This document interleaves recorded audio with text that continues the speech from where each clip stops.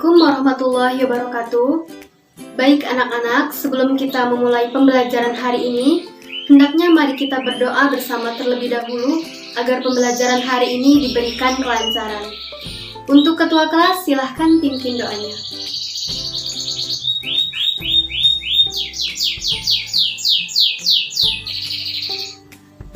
Oke, selanjutnya Ibu akan mengecek kehadiran kalian.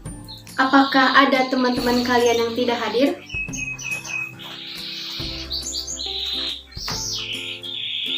Oh, hadir semua ya? Bagus anak-anak, pertahankan kehadiran kalian.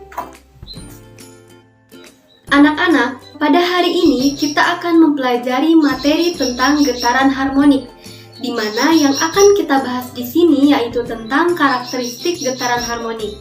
Ada simpangan, kecepatan, gaya pemulih, dan hukum kekekalan energi mekanik baik pada ayunan bandul maupun getaran pegas. Nah, untuk kompetensi dasar pada materi kita hari ini yaitu menganalisis hubungan antara gaya dan getaran dalam kehidupan sehari-hari. Adapun tujuan pembelajaran materi kita hari ini, setelah Ibu menjelaskan, Ibu berharap kalian bisa mendefinisikan, memberikan contoh getaran harmonik, dapat memahami, dan juga menganalisis karakteristik getaran harmonik baik pada ayunan bandul maupun getaran pegas. Anak-anak, dalam kehidupan sehari-hari, kalian pasti pernah bermain ataupun melihat seseorang yang bermain gitar atau bermain ayunan. Orang yang bermain ayunan ke atas dan ke bawah secara teratur disebut sedang melakukan gerak harmonis. Nah, menurut kalian, selain orang yang bermain gitar atau orang yang bermain ayunan, apalagi ya kejadian atau benda yang bergerak harmonis? Ya, betul sekali. Bandul yang bergerak ke kanan, kemudian ke kiri, kembali lagi ke kanan, kemudian ke kiri. Itu disebut dengan gerakan harmonis. Pegas pada shock breaker di kendaraan berayun naik turun lalu naik lagi dan turun lagi disebut gerakan harmonis. Nah, dari kejadian atau fenomena tadi, kita bisa mengetahui ciri-ciri dari getaran harmonik. Apa saja itu?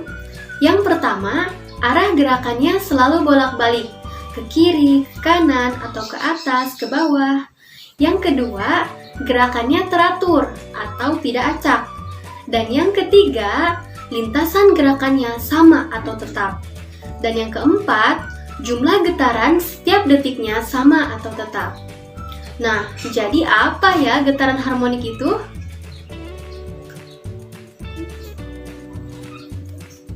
Betul sekali. Getaran harmonik adalah gerak bolak-balik benda melalui titik kesetimbangan yang terjadi secara kontinu atau berulang-ulang. Untuk syarat terjadinya suatu getaran harmonik adalah adanya gaya pemulih atau besarannya Fp. Apa itu gaya pemulih? Gaya pemulih adalah gaya yang besarnya sebanding dan selalu berlawanan arah dengan simpangan. Nah, bagaimana sampai di sini sudah paham? Anak-anak, coba kalian amati gerak ayunan bandul berulang-ulang melalui lintasan yang sama yaitu A, O, B, O, A, mengulang lagi dengan gerakan yang sama dengan waktu yang sama dari A, O, ke B, kemudian O, dan balik lagi ke A. Waktu yang diperlukan untuk bergerak satu lintasan penuh dari A, kembali lagi ke A, disebut sebagai periode. Sedangkan, banyaknya lintasan yang terjadi tiap detik dinamakan frekuensi. Periode disimbolkan dengan huruf T besar, dengan satuannya yaitu sekon. Rumus dari periode pada ayunan bandul yaitu T sama dengan 2V dikali akar L per G. Sedangkan frekuensi disimbolkan dengan huruf F kecil. Satuan dari frekuensi yaitu Hertz. Rumus dari frekuensi pada ayunan bandul yaitu F sama dengan 1/2V dikali akar G per L, di mana L adalah panjang tali dan G adalah percepatan gravitasi. Dari rumus tersebut, kita dapat mengetahui bahwa periode dan frekuensi pada ayunan bandul dipengaruhi oleh panjang tali dan percepatan gravitasi. Semakin panjang tali, maka semakin besar periode atau waktu yang diperlukan, dan semakin kecil frekuensinya. Jadi, nilai periode dan frekuensi itu saling berkebalikan.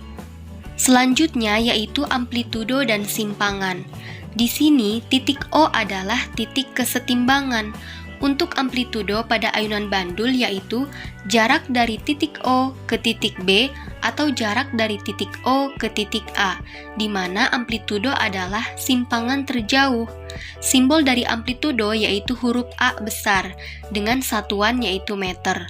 Untuk simpangan, berbeda dengan amplitudo, dia hanya berada di antara titik O dan A atau di antara titik O dan B, di mana simpangan adalah jarak benda dari titik kesetimbangan, jadi jarak massa benda itu pada setiap saat. Untuk simbol simpangan yaitu X jika horizontal dan Y jika vertikal, dengan satuan yaitu meter. Oke anak-anak, sekarang kita lanjut ya. Pada ayunan bandul terdapat gaya berat. Nah, gaya berat di sini diuraikan menjadi dua gaya, yaitu W cos theta dan W sin theta. Untuk apa gaya tersebut? W cos theta dapat menyebabkan lintasan melambung melalui titik kesetimbangan, sedangkan W sin theta adalah besar gaya pemulihnya. Nah, untuk gaya pemulih dari ayunan bandul, ketika benda bergerak ke kanan, maka gaya pemulihnya akan bergerak ke kiri. Dan ketika benda berada di titik tertinggi, maka gaya pemulihnya akan mencapai nilai maksimum. Sehingga untuk rumus gaya pemulih pada ayunan bandul yaitu Fp sama dengan min W sin theta, di mana tanda negatif di sini menunjukkan bahwa arah gerak benda berlawanan dengan gaya pemulihnya. Kemudian untuk kecepatan pada ayunan bandul, ketika benda berada di titik kesetimbangan atau titik O, maka benda tersebut berada pada kecepatan yang maksimum. Sedangkan ketika benda berada di titik tertinggi, maka kecepatannya itu adalah 0 atau minimum. Oke anak-anak, kita lanjut ke getaran harmonik pada pegas. Pegas gerakannya itu vertikal. Nah, bagaimana gaya pemulihnya? Coba kalian perhatikan, pada pegas ada titik yang paling bawah dan juga titik paling atas. Di situ ada simpangan dan juga amplitudo. Simpangan adalah jarak antara titik setimbang, sedangkan amplitudo yaitu simpangan terjauh. Kondisi pegas yang melakukan getaran harmonik akan meregang dan juga memampat. Kemudian, gaya pemulih pada pegas yaitu ketika pegas disimpangkan ke bawah, maka gaya pemulihnya akan berarah ke atas, kembali ke posisi setimbang. Sebaliknya, ketika pegas disimpangkan ke atas, maka gaya pemulihnya itu akan berarah ke bawah, kembali ke posisi setimbang. Untuk rumus gaya pemulih pada pegas yaitu Fp sama dengan min Kx. Nah, selanjutnya periode dan frekuensi pada pegas. Rumus periode pada pegas yaitu T sama dengan 2V dikali akar M per K. Sedangkan untuk frekuensinya yaitu sama dengan 1/2V dikali akar K per M, di mana K di sini adalah konstanta pegas dan M adalah massa. Sehingga dari rumus tersebut, kita dapat mengetahui bahwa frekuensi dan periode pada pegas itu tergantung dari dua faktor, yaitu konstanta dan massanya. Jika massanya berat, maka periodenya atau waktu yang dibutuhkan benda untuk bergerak itu lebih besar dan frekuensinya kecil. Sedangkan jika konstantanya besar, maka periodenya akan kecil dan frekuensinya akan besar. Selanjutnya yaitu energi getaran harmonik. Getaran harmonik memiliki energi potensial dan juga energi kinetik, di mana jumlah kedua energi ini disebut dengan energi mekanik. Nah, energi potensial maksimum dan energi kinetik nol karena diam, yaitu pada simpangan yang maksimum. Sedangkan ketika energi potensial nol dan energi kinetiknya maksimum, itu karena kecepatannya maksimum pada simpangan minimum. Oke, cukup dari Ibu. Sekarang Ibu memberikan kesempatan kepada kalian untuk bertanya, apakah ada yang ingin ditanyakan atau ada yang kurang dipahami? Oke, alhamdulillah ya, Ibu berharap semuanya sudah paham. Sekarang coba kalian kerjakan soal berikut ini dan dikumpulkan hari ini juga.